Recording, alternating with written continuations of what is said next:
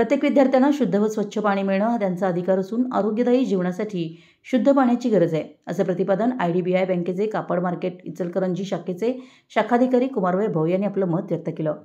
प्राथमिक माध्यमिक आश्रमशाळा तेरवाड या शाळेत CRS फंडातून IDBI बँक शाखा कापड मार्केट इचलकरंजी या बँकेमार्फत विद्यार्थ्यांसाठी शुद्ध पाण्याचा प्रकल्प बसवण्यात आला।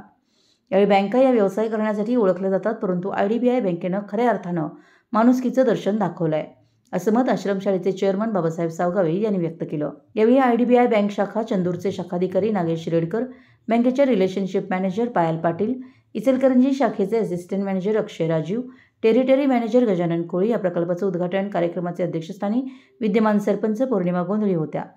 यावेळी संस्थेच्या सचिव व कृषी उत्पन्न बाजार समितीच्या सदस्य, कुरुंदवाडच्या माजी नगराध्यक्ष माधुरी सावगावे, माजी सरपंच शशिकला वाडीकर, माजी सरपंच हर्षवर्धना भुयेकर, रामचंद्र मोहिते, शाळेचे मुख्याध्यापक बाबासाहेब तिबिले, संतोष भुयेकर, विनोद चव्हाण, सहदेव डंबाळ, शिथिलकुमार घोरपडे, इरगोंडा बंडगर, सुनीता शिंदे, शैलजा सावगावे, वैशाली जगदाळे, रुपाली निटवे, सुनीता काडापुरे, छाया माने, YS पाटील, BA पाटील, भारती झोंग, प्राजक्ता चौगुले, आकाश बागडी, तेजस सावगावे, युवराज गावडे आदी उपस्थित होते। कार्यक्रमाचे सूत्रसंचालन संतोष भुयेकर यांनी केलं। आभार सुनीता शिंदे यांनी मानले। तेरवाड प्रतिनिधी मराठी YES न्यूज।